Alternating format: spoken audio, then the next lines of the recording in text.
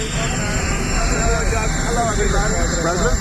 How are you? We had a big day in Pittsburgh. $92 billion, but it's going to be closer to $100 billion. It's going to be invested by the biggest financial people in the world. And we had everybody there from Larry Fink to everybody else you can imagine. And it was a really great day and a very productive day.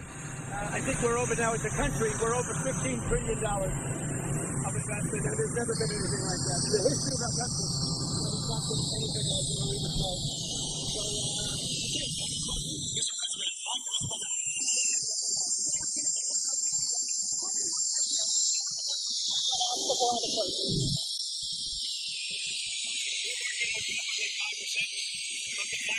I'm not sure I really want to do it. You know, you want somebody that knows how to negotiate, but we'll probably have 2 or 3.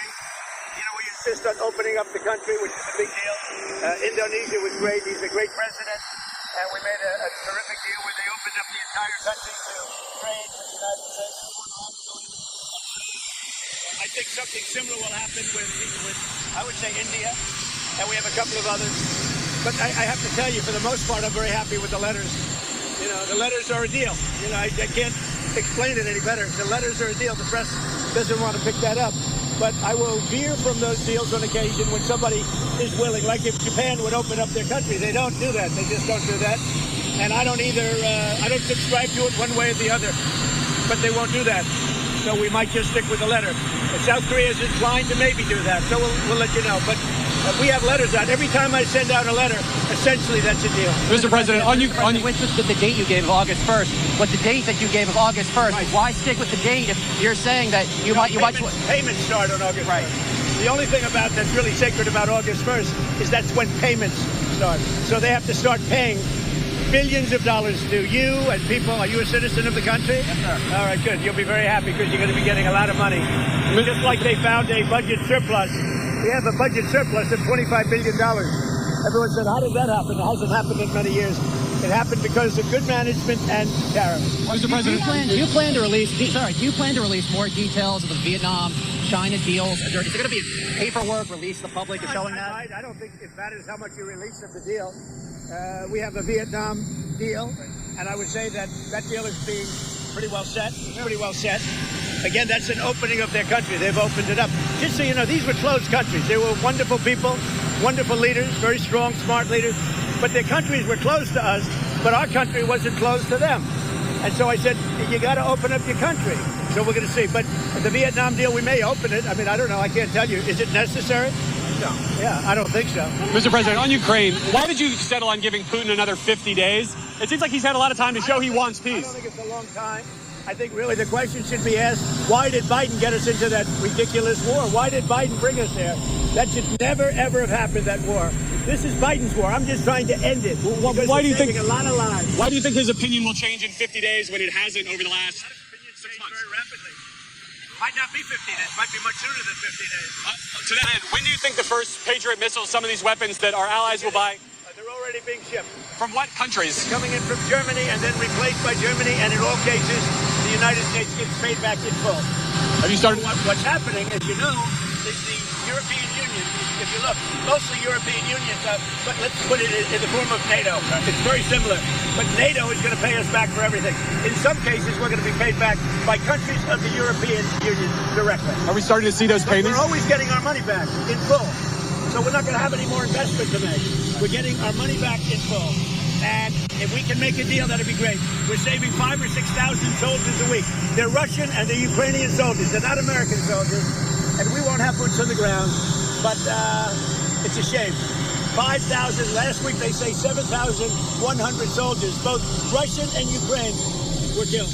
Can I ask you about Iran? Have you seen any progress in talks with Iran? We haven't really heard about that in a while. They want to talk.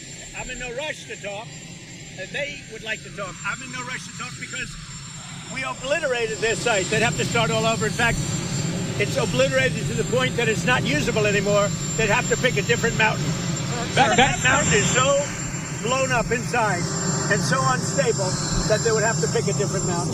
Our people really did the job. Yes. On the bed, sir. Would you fire Jerome Powell over the Treasury renovation? We spent $2.5 million building this place. I have to say this. I think he's terrible. I think he's a total stiff. But the one thing I didn't see him is a guy that needed a palace to live in. You talk to the guy, it's like talking to a nothing. It's like talking to a chair. No personality, no high intelligence, no nothing. But the one thing I would have never guessed is that he would be spending $2.5 billion to build a little extension onto the fence. Nobody's ever seen it. I think it sort of is, because if you look at his testimony to the House and the Senate, you take a look at the testimony, it's under it. That whole thing is, he's not talking about the problem. It's a big problem. $2.5 billion, and that's $2.5 billion now. That's going to be a lot more money than $2.5 billion to expand. And with all of that, to house thousands of people to give him information, and yet out of the 71 economists, and they included me and one other person got it right. I got it right, and one other genius got it right.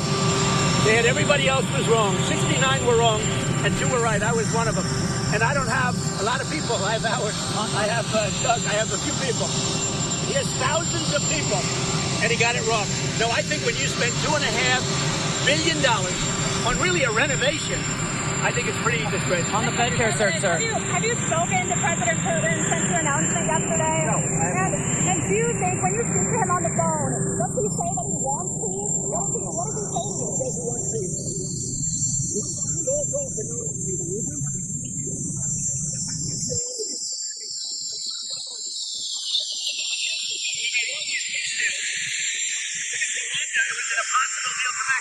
I made that. I made all of these deals, Serbia, Kosovo, and here's the one deal. And actually, Vladimir called me up. He said, I'd love to help you with respect to making a deal with a couple of them, like Iran. I'd love to help you. I say, Vladimir, I only want to help with one deal, Russia, because you're the only deal that we're not doing too well on. He oftentimes he said, no, he wants peace. And I think he does. I hope he does. We're going to find out soon. And it could be before the 50 days. Mr. President, twice yesterday, when you were talking about this, you mentioned conversations you had with the First Lady after talking with President Putin. Has she influenced your thinking on this at all? She's very smart. She's very neutral. She's very neutral in this sense. She's sort of like me. She'd like to see people stop dying. You know, people said, are you for one side or another? I'm for the side of people stopping dying. We have 5,000, 6,000, and 7,000 people a week, at least. And that doesn't include people from the cities and towns that are having rockets lobbed in there. I mean, people are dying in the cities and towns too, but we're talking about 7,100 in the last 8 days died. And I'm for stopping that. On the Fed chair search, sir, is Scott Bessent, your Treasury Secretary, your number one option whenever Jerome Powell leaves? Or Well, he's an option. is he your top option? Very good. Well, he's not, because I like the job he's doing. Right. That's why he's And you not. couldn't do both, sir? I like the job. I don't know if he was on the maybe he wasn't. But I do like the job he's done. Right. So, in that sense, probably he's not that much of an option. Right. Scott's been great. He's been terrific. He did a good job today. He's a very soothing voice. You know, he's soothing. All right. Mr. President. The pharmaceutical Pharmaceuticals will be tariffed probably at the end of the month. And we're going to start off with a low tariff and give the pharmaceutical companies a year or so to build. And then we're going to make it a very high tariff, because we got to move them in. Look, there's 2 ways you do it. You make money, or you have them move here so they don't have to pay the tariff. Those are the 2 ways. The pharmaceutical companies are moving back to America where they should be.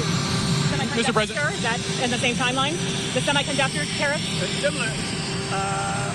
Actually less complicated, but similar. Semiconductors and chips. Mr. President, I know you've urged people to move on, but I'm curious, why do you think your supporters in particular have been so interested in the Epstein story and so upset about how it's been handled? Why do you think that is? Why they would be so interested? He's dead for a long time. He was never a big factor in terms of life. I don't understand what the interest or what the fascination is. I really don't. And the credible information's been given. Don't forget, we went through years of the Mueller witch hunt and all of the different things, the Steele dossier, which was all fake. All that information was fake. But I don't understand why the Jeffrey Epstein case would be of interest to anybody.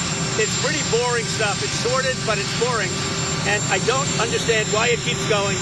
I think really only pretty bad people, including fake news, want to keep something like that going.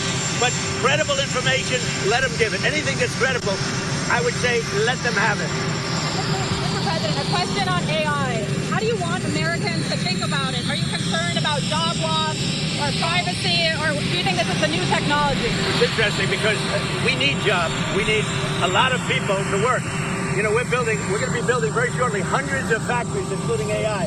We're building a lot of car factories. They're all coming in from other countries now in order to avoid paying the tariffs. And we need people working. So if AI can help us with that, that's a positive. Because we're not going to have enough workers to take care of it if we don't create something. So whether it's robots or whether it's AI, we need somebody to take care of it. Do you agree with that? I agree. So many jobs to build. I mean, think about it. $15 trillion. That's 5 million people working in these factories, building them great high-paying jobs in America that President Trump has brought back. So those jobs, of course, are in the wings. So let's go. Let's train America, and let's get it going. What do you think about What would you say about this, John? Well, I think with AI, as Howard, the president, said, we're going to need more workers in this country because President Trump is the greatest economic developer that this country's ever had. It's brought back this record amount of foreign direct investment and a record amount of U.S. investment going back into job creation. But the mix is going to change. AI will take jobs away like software development because AI can write code, but AI can't wire a building, do plumbing. I mean, if kids go into the trades today, they're all going to be making $150 grand and they'll have amazing lives, build companies, start businesses. I mean, this is the home of America.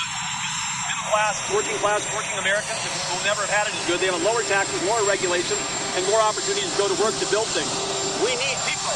We really need, because we're building so many factories in the country, and so AI can help with that. But what also is going to help are going to be robots. You know, the robots, I think, are going to be a big deal, and that's going to help also. On the Russian sanctions, sir, on the secondary tariffs, are you concerned that secondary tariffs on buyers of Russian oil will hurt American consumers, higher gasoline prices? I think that whole thing is going to go away eventually. It should have gone away. And Putin does say, I want peace, but so far he hasn't lived up to that. So I think it's going to go away, but we're going to find out soon. Can you give us more details on the sanctions? Is it 100% sanctions on Russia? Or? But they're very biting, they're very significant, and they're going to be very bad for the countries involved. I mean, they'll be very, very powerful and very bad for the countries involved. And I hope we don't have to pull that string. And maybe we won't. We'll see. It's got to end. It's got to stop the killing. Mr. President, were you frustrated today that the House wasn't able to move on that crypto legislation? No, you know, the interesting thing is that 12 votes were votes where they wanted it to be stronger in terms of crypto people. I figured, oh, wow, that's sort of interesting, because I was focused really on today's meeting, not that. But the interesting is the votes, those negative votes, were because they wanted it to be, at the same time, they wanted it to be stronger for people with Bitcoin or crypto. They wanted more strength, which is interesting. What do you want to refine in the UK trade deal? We have a little bit discussed, but the deal is really very well done. But I'll meet with the Prime Minister. We have a good relationship, and I think it's going to be, and it'll be very shortly, and it'll be probably in Aberdeen, Scotland. Mr. President, at the event, Which state besides Texas would you like Republicans to gerrymander? Say it again? Which state besides Texas would you like Republicans to redraw the congressional? There's about 4 of them. I'll let you figure that one out, but we have about 4 of them. In 3 cases, it's 1, and in 1 case, it's 2 or 3. And Texas would be 5. Are you concerned California will turn around and do the same thing that Republicans? You know, they're so corrupt in California, you never know what's going to happen. But we've done pretty well in the courts in California, you see. We're batting about 1,000, ultimately. We start off a little slow, and then we get a lot of hits. Mr. President, you said today at the event in Pittsburgh that if it wasn't for Mr. Lutnick, Mr. Besson, who want to do more deals, that you would basically just go with the letters. You've said that a few different times. I just want to clarify. Do you just want to go with the tariffs and move on? They would like to make deals more than me. I'm satisfied with, but they would like to make deals more than me. I'm not saying that they're wrong.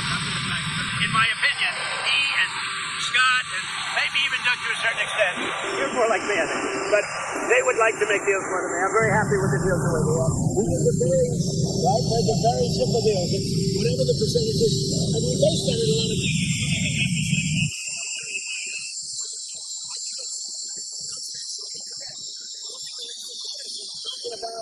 Many countries that are much slower. Well, you're not going to do letters per se. You might do an individual letter, but it's going to go very quickly. And the number will also be less. That's something to do. These are countries that are, many of them, you know, like 200 countries. Caribbean countries, African countries. You have a huge amount of countries that are small, and the president is just going to deal with them sort of the way he thinks is the right way to deal with them. We'll probably set 1 tariff for all of them. Over 10%? Over 10% tariff? Probably a little over 10%. Yeah. 15, 20? We don't do a lot of business, but we do, you know, it's still significant. Right. What about Israel, Mr. President? Is that related to your other, like the Gaza negotiations? Is that tied up in other issues? No, I think Israel's going to be Israel's going to be fine. We had a great victory with Israel. That was a great, great victory. What we did with the B-2 bombers and all of that. And you know, I never thought of it. But so many people are thanking me. They say no president had the guts to do it because, you know, this has been going on for 25 years. In fact, when the pilots came to the Oval Office, they said, sir, we and our predecessors have been working on this attack for 25 years. Have a good time, everybody. Thank you, sir. Thank you, President. Thank you.